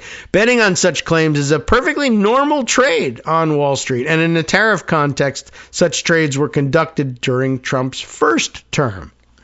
Now, the New York Times, the Washington Post, and Bloomberg all reported last fall that Wall Street banks like Jefferies and Oppenheimer, were structuring these trades, matching companies willing to sell their claim to specialized hedge funds willing to buy it. One report suggests that hedge funds are in possession of hundreds of millions in tariff refund claims, a small amount of the total, but significant in terms of the adversary Trump will face in court. Participants in these kinds of vulture fund trades can be ruthless, as we saw with holders of Argentine and Puerto Rican debt. These are not piddling small businesses that fear being swamped with legal fees, but well-heeled financiers with infinite patience, experienced lawyers, and lots of practice. Much like, say, Donald Trump, only on the other side of this bet. And I don't know. I mean, he's got, I don't know about infinite patience or lots of practice, but he did have sometimes experienced lawyers. Anyway, and whatever precedents they secure will be available to everyone else. It will be the people who can afford lawyers, the people who can afford protracted legal battles, who will be first in line. said the former FTC Commissioner Alvaro Bedoya on that same MS Now program. There are other elements to this. Countries that made trade deals with the U.S. under threat of IEEPA tariffs are now getting worse deals than the countries that held out. At some point, they might rethink those deals. Already, the Section 122 tariffs have led the European Union to suspend prior trade agreements. The rough certainty that they had settled in over the past few months has given way to chaos and uncertainty. Stocks tumbled on Monday. And as mentioned before, the exact same thing could happen if Section 122 tariffs get struck down in the future, or if other unilaterally imposed tariffs, Trump tariffs, get tossed out for some reason. You could have these overlapping refund fights and reimposition of new tariffs for the indefinite future. Now, Trump hasn't actually done as much on tariffs as he led people to believe. He actually scaled back sector-specific tariffs on steel and aluminum that have a more legitimate legal precedent because of industry pressure, and he has been giving out exemptions like candy, but now the refund fights and new tariffs to layer atop invalidated old ones returns everyone to the disruptions of last spring. Meanwhile, looking at the hard data from 1 year of tariffs shows the pointlessness of the entire enterprise. Yeah, I guess that's sort of a good way of describing it. The trade imbalance didn't change. On goods, it was actually marginally higher. And remember, that was supposed to be the actual initial reason for the tariffs. And the way he calculated the tariffs was based on trade imbalance, and then nothing changed. It's almost as if the trade imbalance had nothing whatsoever to do with trade barriers. Oh, isn't that exactly what everybody said at the time? Yes, it is. So guess what? The trade imbalance didn't change. On goods, it was actually marginally higher. Shipments of U.S. goods were down. Manufacturing construction is way down, even though, by the way, both Trump and J.D. Vance have been on TV in the last couple of days saying they're building so many factories, we don't even know how to count them. J.D. Vance was describing them to somebody about so many of these brand new factories are coming online, and I think I saw somebody in the closing minutes of the show yesterday commenting on Blue Sky, hey, can we go visit? Well, maybe we should have a field trip to some of these. You should take us to some of these factories so we can see them. And I think Bruce McFarland basically says the follow-up question should have been, are any of these factories in the room with us right now? Like, you're testing this guy for hallucinations. Anyway, yeah, so manufacturing construction way down, and manufacturing jobs fell by 88,000. Absolutely none of the theoretical goals on the tariffs were met. The second order goals to reduce the federal deficit, remember when tariffs were going to replace the income tax? Well, they didn't pan out either. And now there's a smoldering hole where the illegally collected tariff revenue was. And Trump's actual goals to bully the world and lord power over it, they've run out too. If you wanted to create the perfect own goal policy to drag down what was a pretty solid economy, you couldn't do much better than this. Well, that's it. We've gotten to the end here.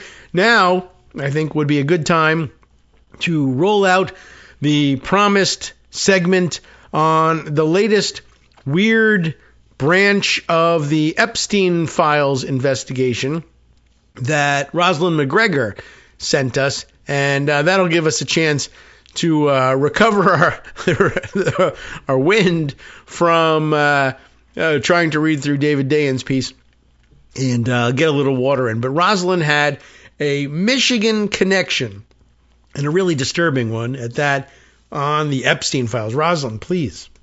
Good morning, David. I wanted to bring to your attention an NPR article about a connection between Jeffrey Epstein and an art school and summer camp in northern Michigan. Ava Berger and Scott Newman at NPR write, years before they were convicted sex offenders, Jeffrey Epstein and Ghislaine Maxwell used his wealth to gain access to a prestigious boarding school for young artists in Michigan. Using a rental lodge, Epstein donated to the school as a base from which to recruit some of their earliest victims, according to Department of Justice records and former campus administrators. The idyllic, nearly century-old Interlochen Center for the Arts, tucked between two lakes south of Traverse City, features grade school and middle and high school level programs in music, theater, dance, and visual arts, among others. It's famous as an incubator for young artistic talent and boasts alumni such as Josh Groban, Nora Jones, Chappell Rowan, Felicity Huffman, and Divine Joy Randolph. NPR reviewed hundreds of pages of DOJ documents on Epstein, interviewed current and former Interlochen officials, and spoke with a woman who says that as a teenager at the school, she was targeted by Epstein and Maxwell. What emerges is a portrait of Interlochen as an institution that celebrated openness, but that in accepting Epstein's financial support became unwittingly associated with his crimes. Epstein's association with Interlochen dates back to 1967, when as a 14-year-old bassoon player, he attended the school's summer camp. When he renewed his ties to the schools in the 1990s, Interlochen viewed him as a loyal alumnus and major benefactor. He lavished the school with donations and used his power and influence to gain access to spaces where the administrators felt young kids and artists were safe. A woman who testified at Maxwell's 2021 criminal trial said in a lawsuit that she was 13 years old when she met Epstein and Maxwell at the school's annual summer Interlochen Arts Camp in 1994. She says they began a relationship that started with grooming and led to sexual abuse. A few summers later, Epstein and Maxwell met a 14-year-old student who said her first contact with them at the school was the start of a manipulative and controlling relationship that lasted years. Epstein visited the school for brief stays over several summers between 1994 and 2000, according to testimony from Epstein's personal pilot found in DOJ documents. In recent years, the two women who said he preyed on them related similar stories about their initial on-campus contact with Epstein and Maxwell, saying the pair walked a small dog that they used to help break the ice. After getting to know the young artists, Epstein would then dangle the prospect of financial support for their education, according to the women.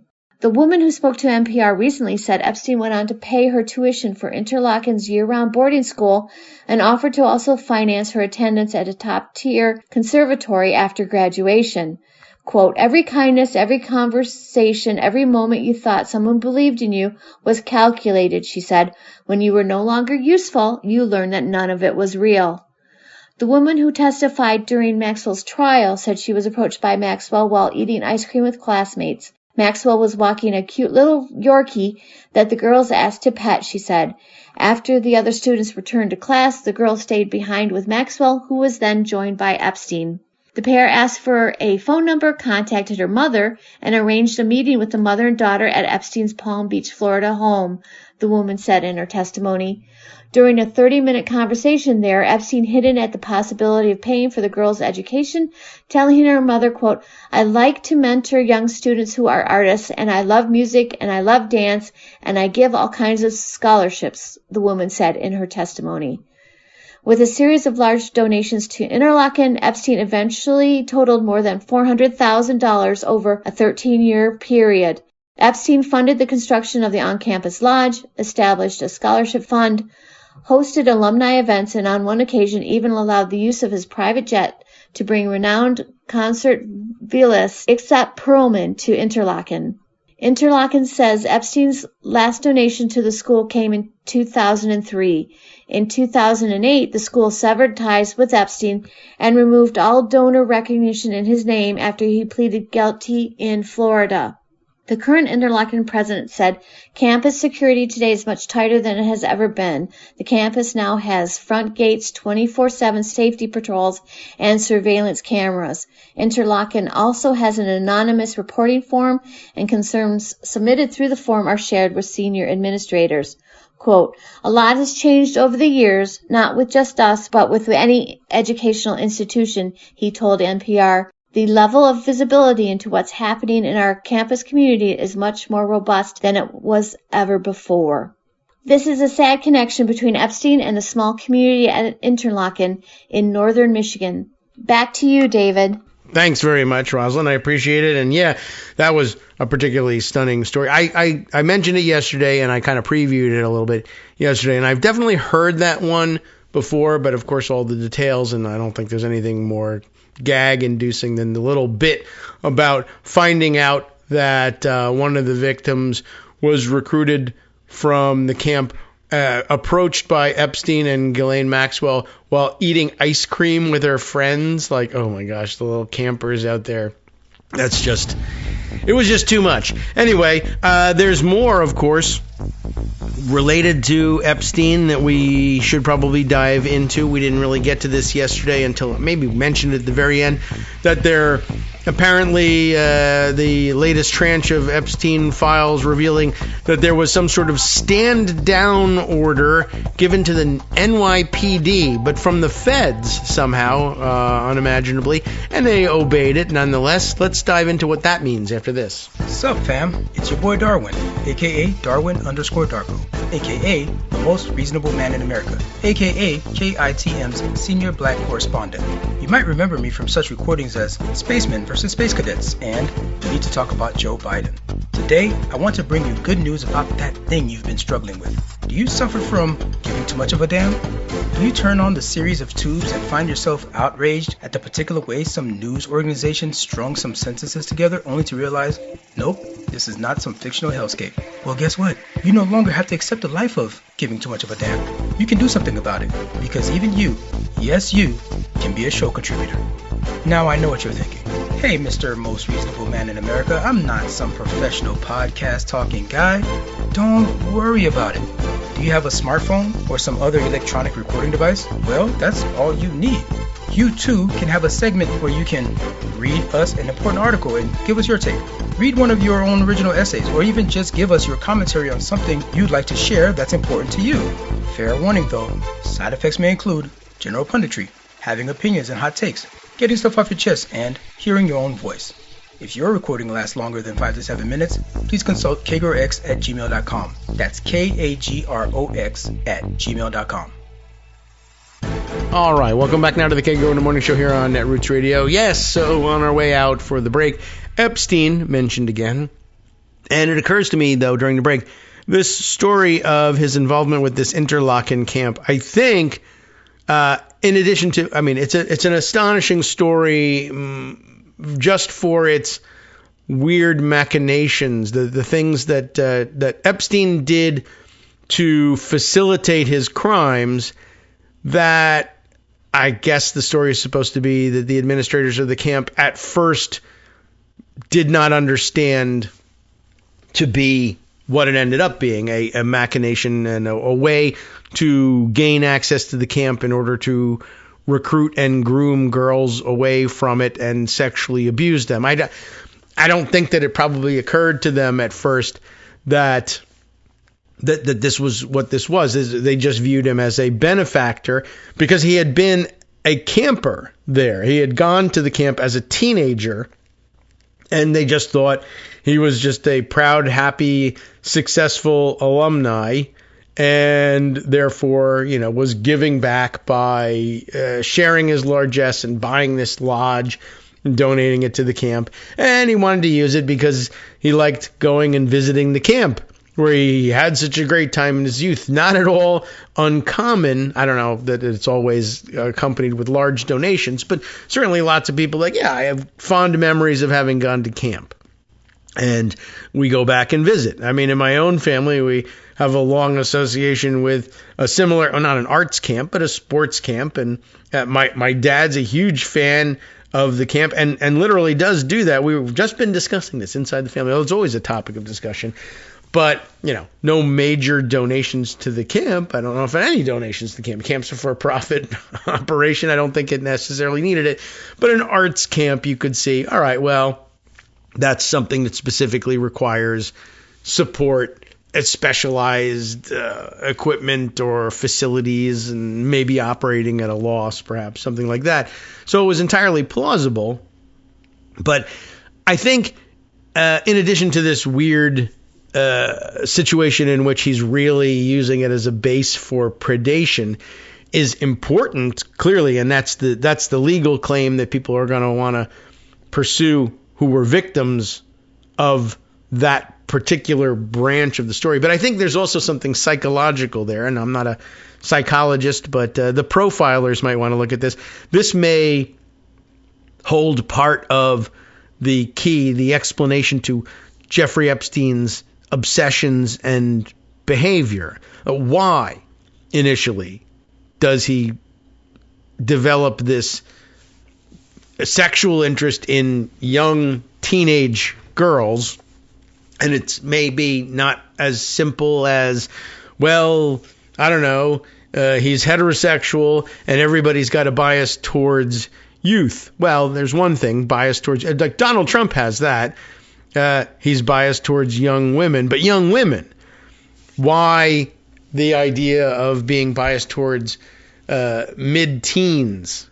That's not something that is clearly an issue for Donald Trump. There's accusations, of course, but generally speaking, I think he just likes young women more than teenage girls. And I'm wondering whether the fact that Jeff Epstein went to this Interlaken camp at the age of, I think they said 14, and he went as a bassoon player, which, whatever, it's an arts camp, I don't know.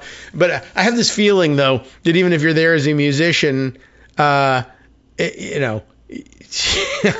probably certain musicians that maybe have it in for the bassoon players or just the nerdy ones. I don't know.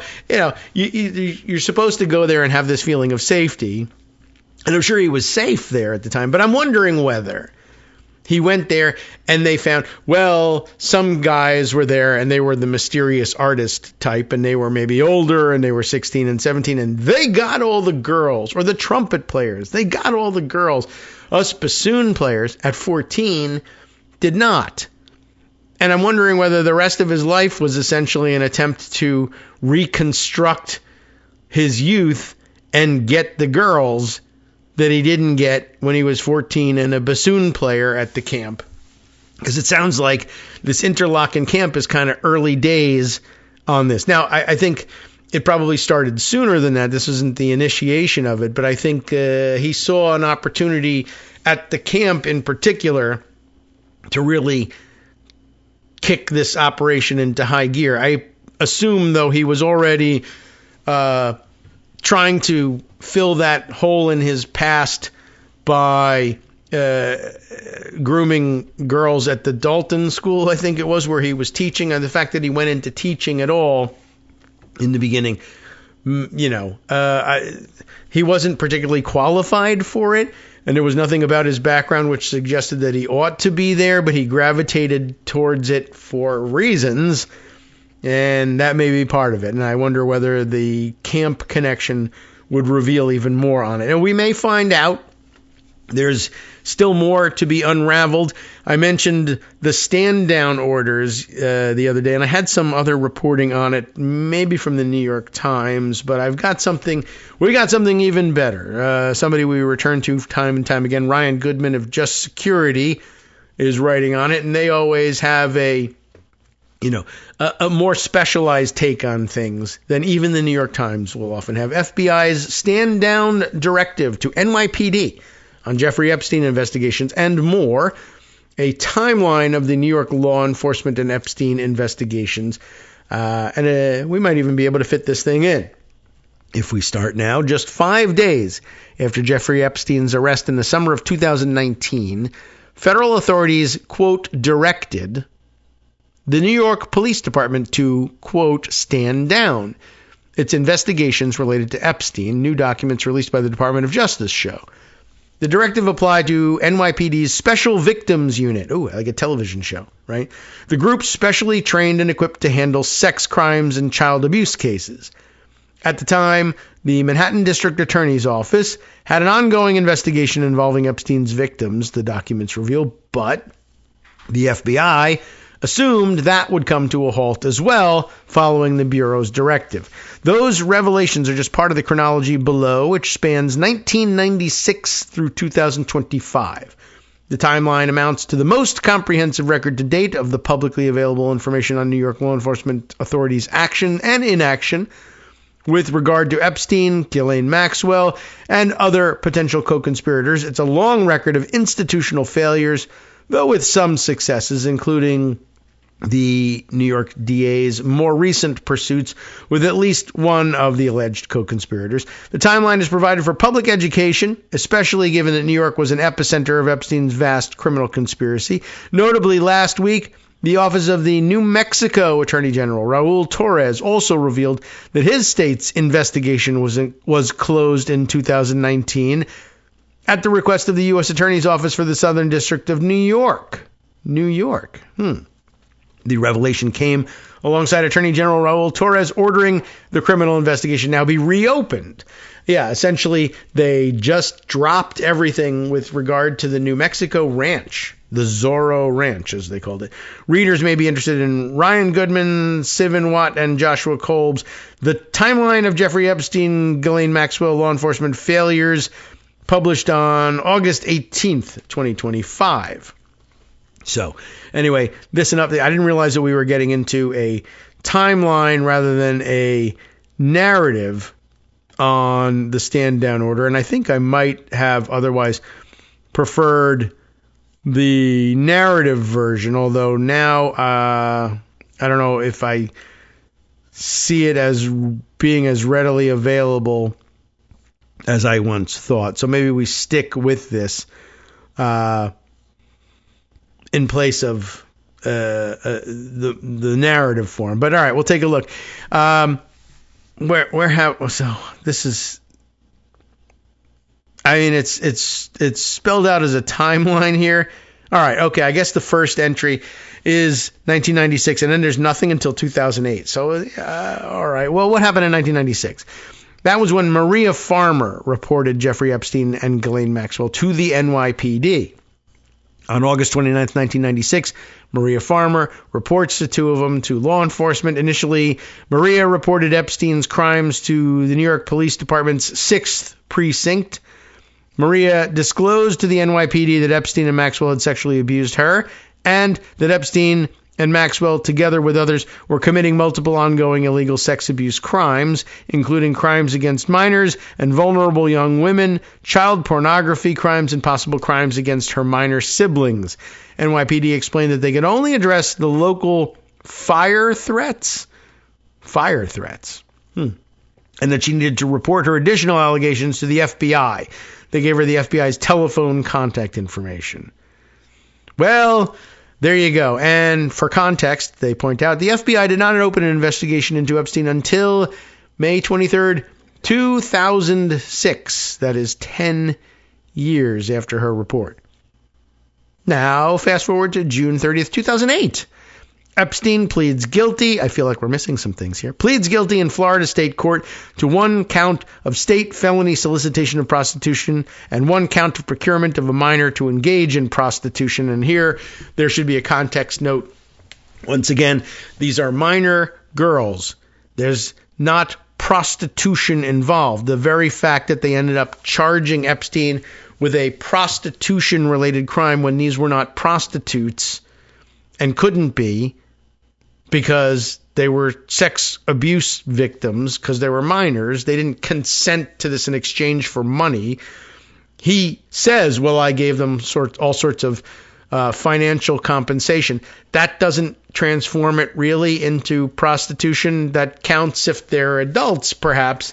But since they're not, no. Just as statutory rape is a hard and fast line, this is the age. There shouldn't be the ability to charge people with prostitution crimes there. It's just child sex trafficking, period, the end. So they give them a break on that, and they may claim that that was a product of the times. I don't know, but it was wrong then, and it's wrong now. From 2008 to 2018, the next 10 years, period of inaction. Despite allegations of Epstein's and co-conspirators' crimes in court cases and news reports, New York law enforcement authorities should have been alerted to explosive revelations of a wider criminal conspiracy, including the role of Ghislaine Maxwell, in news reports and several civil lawsuits filed in the Southern District of New York, what do you know, and the Southern District of Florida in the months and years following Epstein's 2008 plea. January 18th, 2011, the Office of Manhattan DA Cyrus Vance Jr. attempts to downgrade Epstein's sex offender status to low risk A clip here from a transcript in which one Judge Pickholtz says, quote, "I have to tell you I'm a little overwhelmed because I have never seen the prosecutor's office do anything like this, downgrading a sex offender status." Summary and context that he provides for us. Following his brief period of incarceration in Florida, Epstein has returned to his home, including in New York. State Supreme Court Justice Ruth Pickholtz was shocked by the Manhattan DA's prosecutor's request to reduce Epstein's sex offender status in New York to the lowest possible level. As the New York Times reported, the low-level classification would have limited the personal information available to the public. Oh, got to protect that. And would have kept him from being listed on the registry of sex offenders for life. It was especially surprising because the State Board of Examiners of Sex Offenders had already recommended the highest classification, level 3. Court records reportedly showed the board's risk assessment of Epstein was solidly above the threshold for level 3. Following Justice Pickholtz's rebuke, Cy Vance submitted a brief in August of 2011 asking for the appellate court to uphold Justice Pickholtz's, asking the appellate court to uphold, okay. Why? Changed his mind. Asked her to uphold Pickholtz's level 3 determination. Vance's communications director, Danny Frost, would later issue a statement saying DA Vance was not made aware that the Manhattan DA's office even had this Sex Offender Registration Act matter or any matter involving Jeffrey Epstein until well after the hearing occurred and only when the office corrected its legal error on appeal. An important note added here.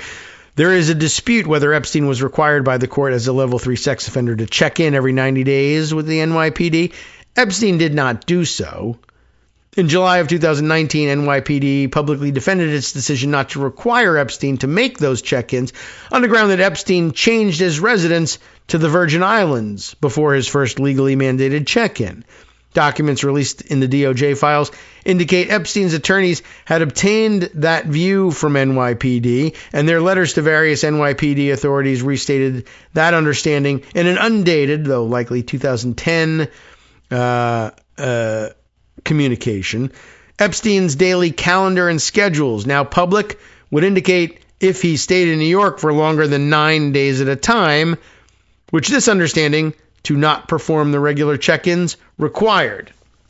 But I guess they haven't gotten down to checking that level of specificity yet. Now, forward to May of 2012, where an Epstein and one of his victim assistants discuss NYPD contacting her.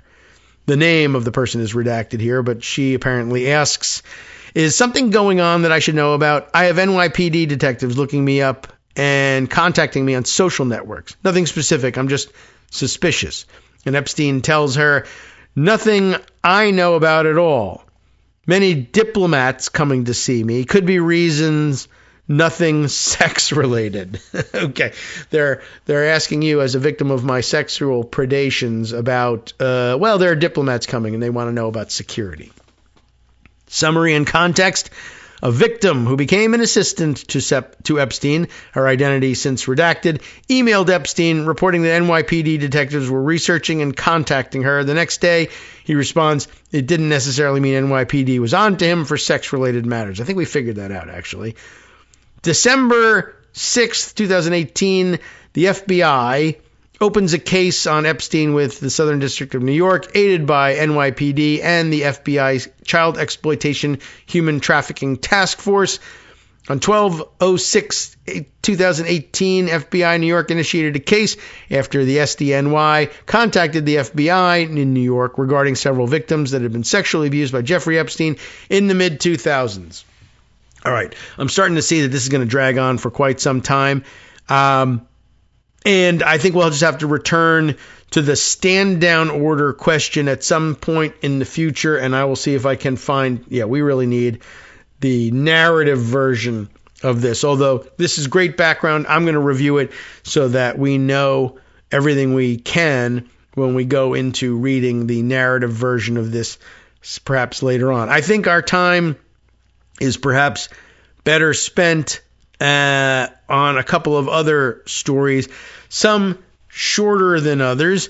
Let me add to the mix this piece from France 24, news from overseas, where it turns out that France has, I got to get rid of this pop-up here. France curtails U.S. Ambassador Kushner's government access after he fails to obey summons. What's going on here? First of all, when we say Kushner, it's Jared's dad, the former convict Charles Kushner, former convict, now U.S. ambassador to France. And here's what happened. The long story short summation up at the top, U.S. Ambassador Charles Kushner did not appear after being formally summoned over comments the Trump administration made about the killing of a far-right activist in France. The foreign ministry said on Monday. I don't think I knew that story. Kushner will no longer have direct access to government ministers, but will be allowed to perform certain diplomatic duties, the ministry said. What's it all about? France's top diplomat on Monday requested, that's what they say, but summoned is the terminology they use, requested that U.S. Ambassador Charles Kushner no longer be allowed, the request is for the punishment, requested he no longer be allowed direct access to members of the French government, which is kind of the job of the ambassador to France, after he skipped a meeting to discuss comments by the administration of U.S. President Donald Trump over the fatal beating of a far-right activist. So we'll catch up on that story, but what happens here, basically they say, all right, you're the representative of the United States. We want to have a meeting with you. In fact, we demand a meeting with you. We summon you. You're here by our agreement as a representative of the United States. We can either expel you or accept your credentials. We demand that you come and talk to us about this. And he blew it off. And they said, fine, we won't expel you because that's a major diplomatic incident, but basically you're a diplomat without a portfolio here. We're not going to talk to you. If the United States wants to talk to us, they need to send somebody else. But we're not kicking you out. Which Kushner and Trump probably both are like, great, paid vacation in France. Go for it. Who cares? They don't actually want to have diplomatic relations. For anybody else, it would be a huge embarrassment. But nothing embarrasses these guys. Anyway, in light of this apparent failure to grasp the basic requirements of the ambassadorial mission and the honor of representing one's country, Foreign Minister Jean-Noël Barrot has requested that he no longer be allowed direct access to members of the French government, the ministry stated.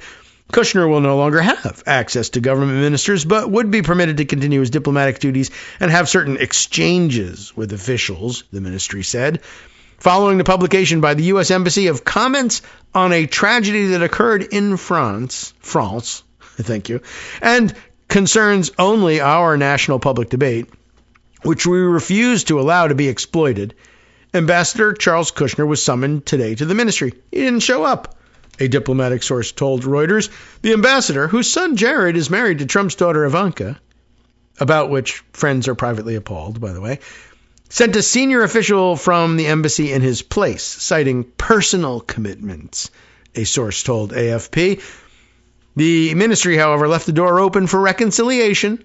It remains, of course, possible for Ambassador Charles Kushner to carry out his duties and present himself at the Quai d'Orsay, if I'm pronouncing that anywhere close to correctly, so that, I guess, the diplomatic headquarters in France, so that we may hold the diplomatic discussions needed to smooth over the irritants that can inevitably arise in a friendship spanning 250 years, it said, giving us a little nudge on the 250 thing, because, of course, they were key to our victory there, yes.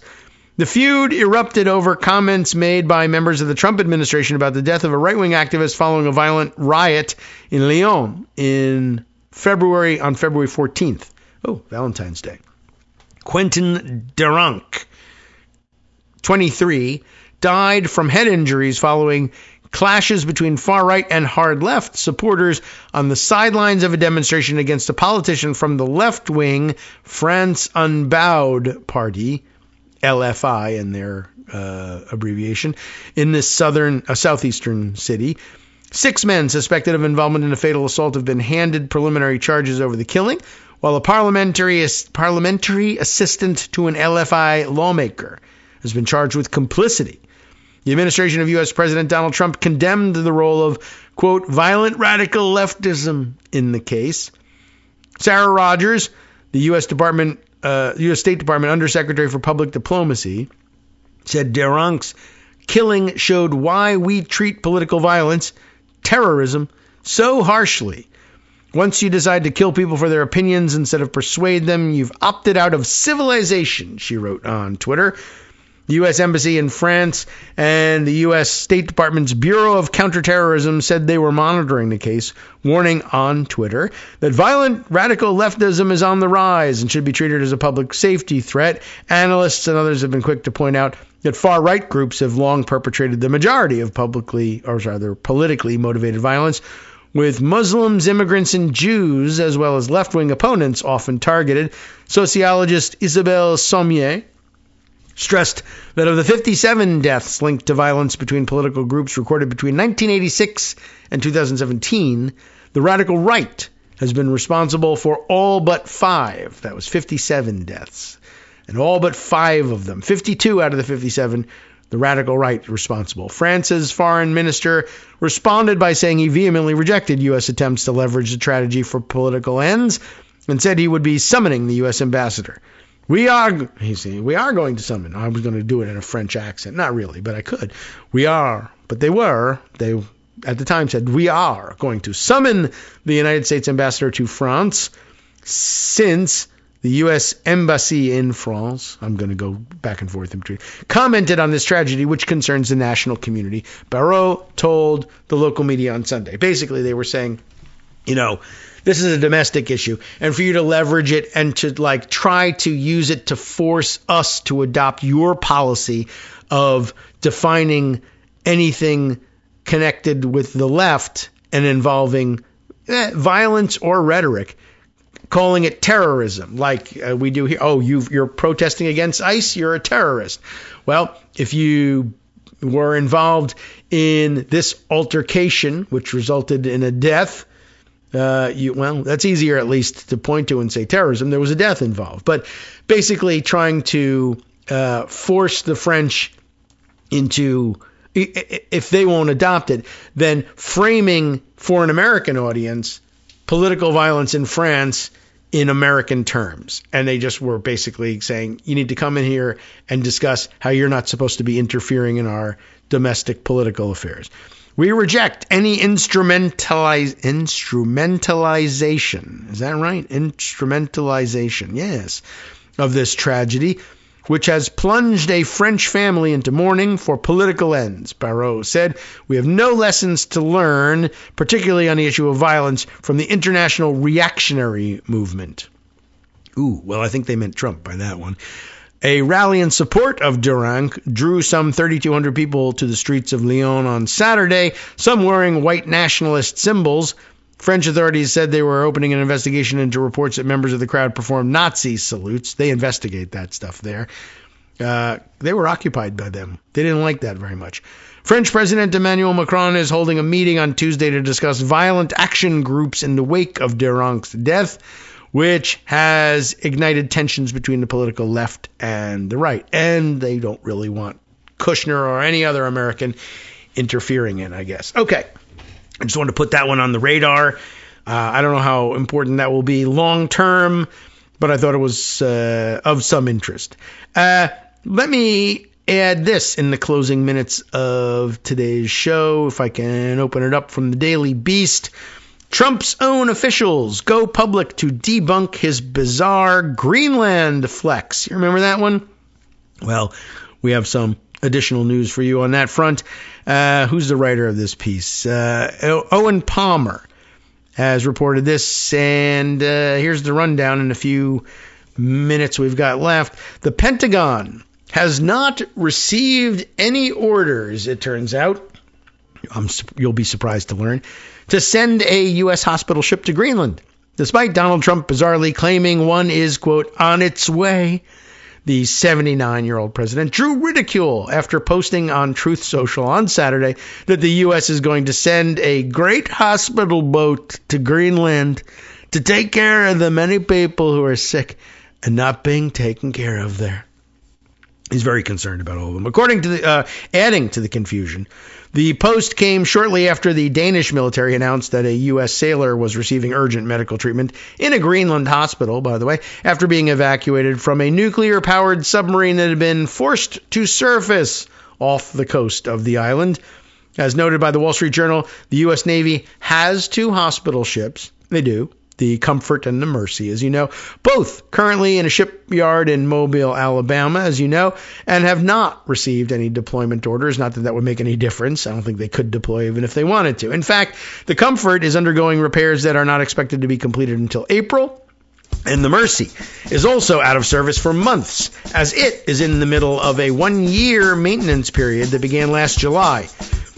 Even if the Pentagon had received orders to send one of the floating medical treatment vessels to Greenland, the autonomous territory of Denmark, a request from Danish officials would need to be submitted first before any ship could dock on the island, the U.S. told the Journal. Such a request is highly unlikely to be approved. In a scathing social media post, Greenland's Prime Minister Jens Frederik Nielsen resoundingly rejected the idea of Trump sending a hospital ship to its shores, noting the territory would not need any help from the U.S. to treat its sick. Right? No thank you from here. We have a public health care system where treatment is free for citizens. That is a deliberate choice and a fundamental part of our society. That's not how it works in the USA, where it costs money to see a doctor. You heard that yesterday. An exasperated Nielsen added that Greenland is always open to discussions, but urged Trump to talk to us and just instead of just making more or less random statements on social media. Trump has, of course, repeatedly threatened to damage the relationship between NATO ally Denmark and the U.S. by continuing to state his desire to take over Greenland. Wow. Well, you know the rest of the backstory. There's also some mention of him making vague threats to the Nobel Peace Prize Committee. Now I don't have to think exclusively of peace. You're making me think about war instead. From networksradio.com.